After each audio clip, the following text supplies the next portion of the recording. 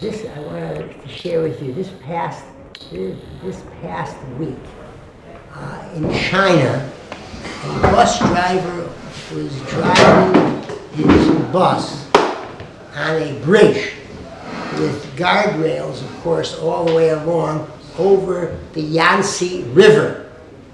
It's the largest river in China. And the camera on the bus caught the scene where a woman who became incensed that the driver missed her stop started to hit him on the head with a cell phone. He, to defend himself, and of course he was upset, turned himself towards her as he was driving. A large bus with about 15 passengers on it, fortunately only 15. And he pushed her away, and as he did, he lost control of the bus. And the bus went right through the guardrail and over into the river, and in a matter of moments, all of them died. The woman, the driver, and unfortunately the other victims on the bus. Kas. One of the things that we know is Moitzias Adam min Ha'olam is Kas. And this was indeed a type of road rage that it's a mu'uvas shelo yachol liskon, something that you can't repair it. One of the inyanim which is mentioned about Kas is the fact that a Rebbe once asked that a bolt of cloth be brought to him from Eretz Yisrael to Europe, where he wanted to use the cloth for the beged for his tzitzis. And after a few months, it came. It was in those days, 100 years ago, extremely hard to be able to get it in the first place, and then he gave it over to his trusted tailor to take care of it for him and be able to put the hole in the beged, and then they put the tzitzis on and everything would be fine. Well, the tailor just was shivering as he got ready to do this work, because first of all, he was doing something for his Rebbe, and second of all, cloth from Eretz Yisrael. One cannot imagine what the situation was and how he felt. Anyway, he got so nervous that he folded the bolt of cloth over and instead of folding it once like this, he folded it twice like this. And when he finished, he had 2 holes. All right? And then by this time, he went home, he got into bed, and he just couldn't bring himself to bring the beged with 2 holes in it to the Rebbe. Anyway, his wife said, "Listen, this can't go. You have to go. You have to own up to it."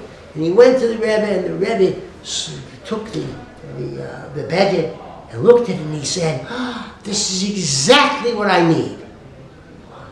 One, he said, of course, one hole is for my head. The other hole is for a test. The test, how is he going to respond? Because, one would imagine that the man ruined the beged. But this is what happens to us. And just as they're bringing it up again, just in another format, is as follows. A man went to his Rebbe and said to him, "I have an anger problem." People go now to therapy, people go to psychologists. What do I do with anger? They sometimes go to their rabbis. But what do I do? I'm short fuse at home, in the street, my chavrusa, whoever it is, very short fuse. So the Rebbe said to him, "Listen, wait outside near the window. I have to speak to somebody else first, and I will ask him out to get you when he comes, when your turn comes back again."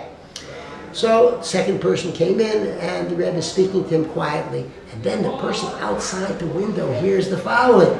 The Rebbe says to this person who's now leaving, he says, "Listen, I wanted to observe the behavior of a person who's waiting outside. Please go outside and get him upset somehow. Whatever you want to do." So the person said, "Okay." So he went, and the first thing he did was to pour coffee on this man. Oh boy. All right. And then something else too. So, and then he left. And now the Rebbe asked the person to come back in. Well, the person comes in, the Rebbe says, I was watching you, and you didn't do so badly, 2 issues came up, and you didn't lose your control of yourself. He says, Rebbe, you don't understand, it was very, very hard. Very hard. But he said, I heard you tell the man to get me upset, so therefore, I was able to restrain myself. So the Rebbe said to him, your problem is not Kaz. Your problem is Emunah. That's it. Because where do you think all these issues come up? The issues come up because HaKadosh Baruch Hu sends them to us. It's like that second hole. And therefore, that we have to realize. And it's not just someone else added to me when I'm discussing this, is that I can hear that here, even in the base measures. We can go home and tell our families, such and such thing happened to me. What a mivchan. Oh, the mivchanim start at home. We should understand. The mivchan starts with our wives, our children. And if our mother-in-laws or father-in-laws are not, it might be that too. But whatever it may be, that's where the mivchan starts. The test begins there. So we have to be prepared, not just for what happens outside, but what happens inside as well. The Rashi comments, another idea, Hakol Kol Yaakov Yadayim Yadei Esav.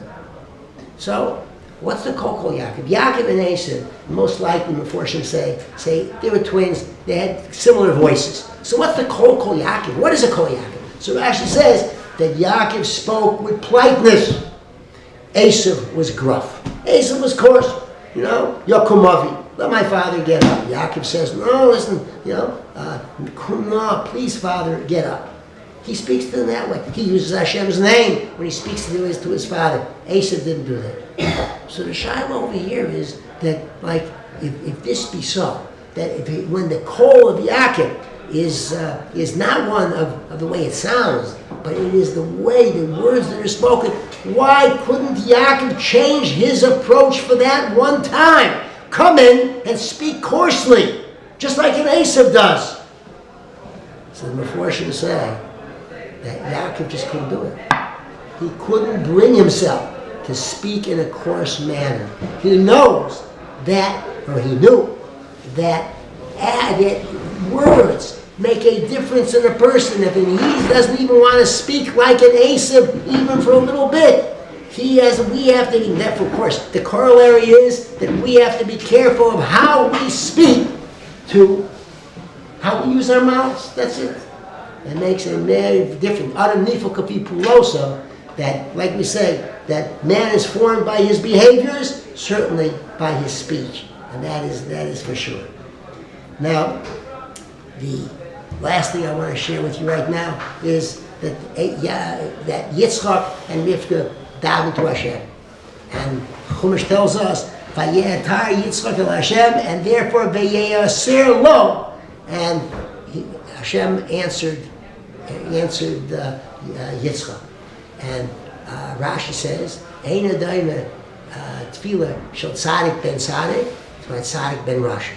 And therefore, of course, when HaKadosh Baruch Hu answered Yitzchak, he is a tzaddik, the son of a tzaddik. And Rivka, she is a tzaddekis, the daughter of a rasha. Question. In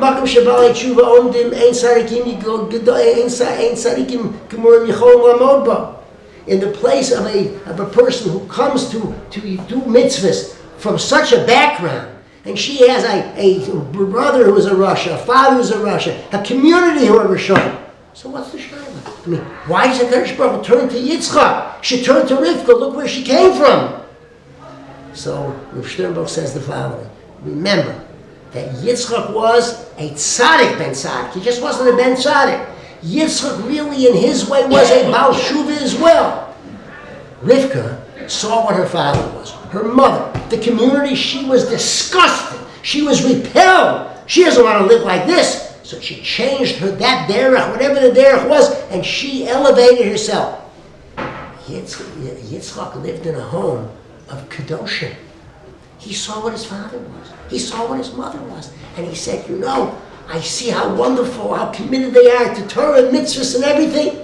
I'm going to do it even better. I'm going to raise myself even higher.